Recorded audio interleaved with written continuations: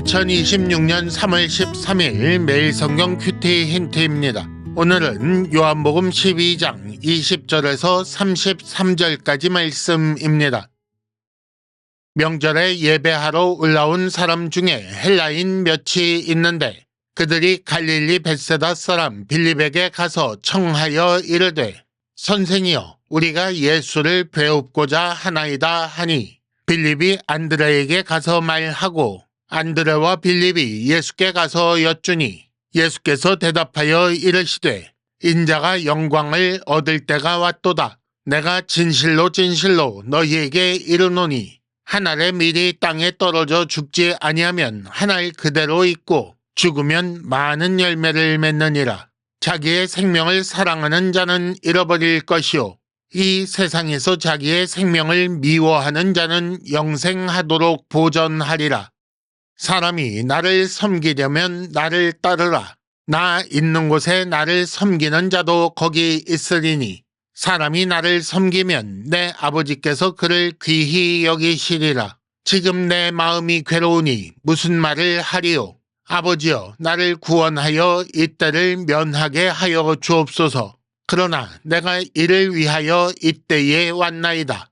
아버지여 아버지의 이름을 영광스럽게 하옵소서 하시니 이에 하늘에서 소리가 나서 이르되 내가 이미 영광스럽게 하였고 또다시 영광스럽게 하리라 하시니 곁에 서서 들은 무리는 천둥이 울었다고도 하며 또 어떤 이들은 천사가 그에게 말하였다고도 하니 예수께서 대답하여 이르시되 이 소리가 난 것은 나를 위한 것이 아니요 너희를 위한 것이니라.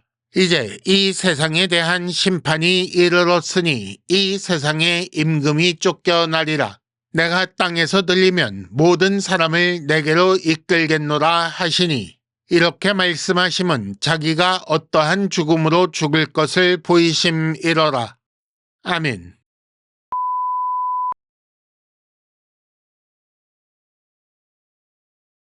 1단계 본문의 구조와 내용을 간단하게 정리하기. 오늘 말씀은 때가 왔다고 선언하신 예수님이라고 제목을 붙일 수 있겠습니다. 먼저 20절에서 22절까지 헬라인 몇 사람이 예수님 뵙기를 청하는 장면이 나오고 다음으로 23절에서 26절까지 예수께서 때가 왔다고 선언하시는 장면이 나옵니다. 이어서 27절과 28절에는 예수님의 기도와 아버지의 응답이 나오고 29절에는 곁에 서서 들은 무리의 반응이 나옵니다. 그리고 30절에서 32절까지 그 반응을 보신 예수께서 무리에게 답하시는 장면이 나오고 마지막 33절에 예수님의 답에 대한 요한의 해석이 나옵니다. 오늘 말씀의 내용을 간단하게 살펴보겠습니다. 헬라인 몇 사람이 빌립에게 예수님 뵙기를 청합니다. 빌립과 안드레에게 이 말을 들은 예수께서 때가 왔다고 선언하십니다. 영광 얻을 때가 왔으니 그래서 영광 얻는 방식에 대한 말씀이 이어집니다.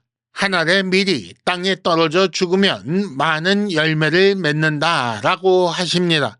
그리고 아버지께 아버지의 이름을 영광스럽게 하소서라고 기도하시자 하늘에서 이미 영광스럽게 하였고 또 다시 영광스럽게 하리라 라고 말씀이 들립니다. 예수님 곁에서 이 소리를 들은 무리에게 예수께서 이 소리는 너희를 위한 것이다 라고 하시며 예수께서 어떠한 죽음으로 죽을 것을 보이셨습니다. 2단계 본문의 핵심 메시지 읽어내기. 오늘 말씀을 읽어보면 영광이라는 단어가 매우 자주 등장하는 것을 아실 수 있습니다. 그러니 오늘 본문의 핵심 단어는 영광이라고 할 수 있습니다. 예수께서 영광 얻을 때가 왔다고 선언하시지요. 그러니 우리는 영광이 무엇이고 영광을 어떻게 얻는지 생각해 보아야 할 것입니다. 오늘 말씀에 의하면 영광은 죽음을 통해 얻습니다. 예수께서는 마치 한 알의 밀과 같다라고 비유로 가르치십니다. 한 알의 밀이 땅에 떨어져 죽으면 많은 열매를 맺는데 이것이 영광을 얻는 것이라고 하십니다. 영광은 그러므로 죽는 것이고 많은 열매를 맺는 것입니다. 그래서 예수께서 땅에서 들리면 모든 사람을 이끄신다는 그 말씀이 마치 한 알의 밀처럼 땅에 떨어져 죽음으로 많은 열매를 맺는다는 것이고, 요한의 해석대로 어떠한 죽음으로 죽으실 것을 보이신 것인데, 이것이 바로 예수께서 영광을 얻으시는 방법입니다.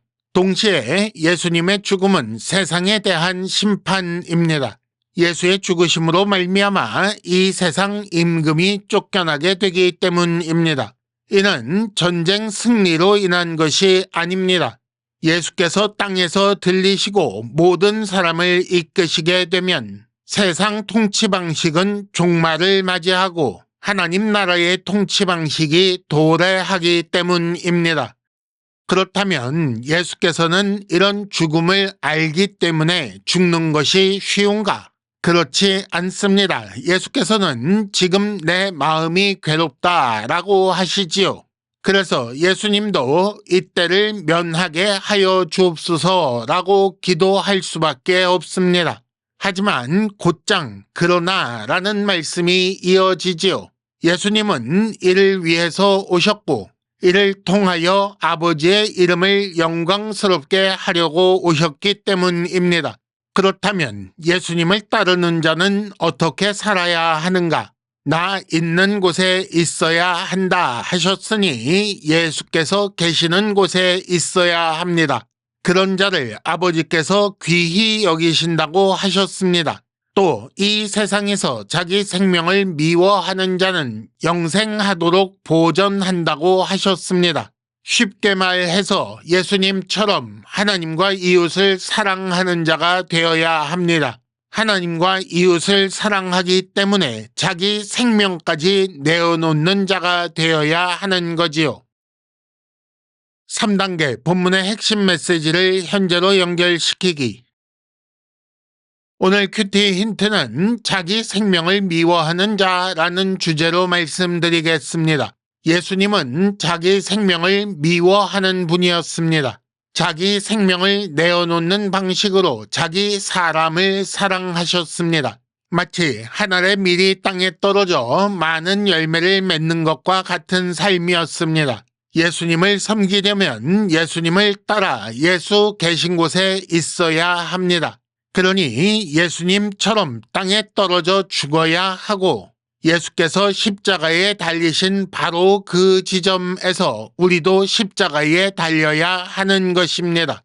이렇게 예수님처럼 자기 생명을 미워해야 예수를 섬기는 자가 되는 것입니다. 그렇다면 자기 생명을 미워한다는 말의 의미는 무엇입니까? 여기서 미워한다라는 말은 무엇보다 더 사랑하지 않는다라는 말입니다. 그러니 자기 생명보다 더 귀하게 여기는, 더 사랑하는 생명이 있다는 말이 되는 것입니다. 무엇을 자기 생명보다 더 사랑해야 할까요?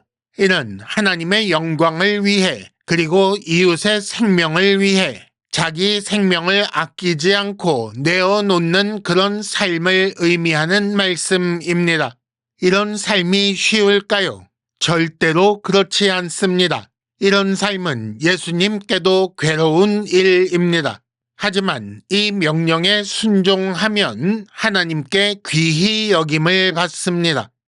큐티 힌트입니다. 하늘 영광과 세상 영광은 반대입니다. 하늘 영광을 추구하는 자는 세상 영광을 얻을 수 없고, 세상 영광을 추구하면 하늘 영광에 이를 수 없습니다.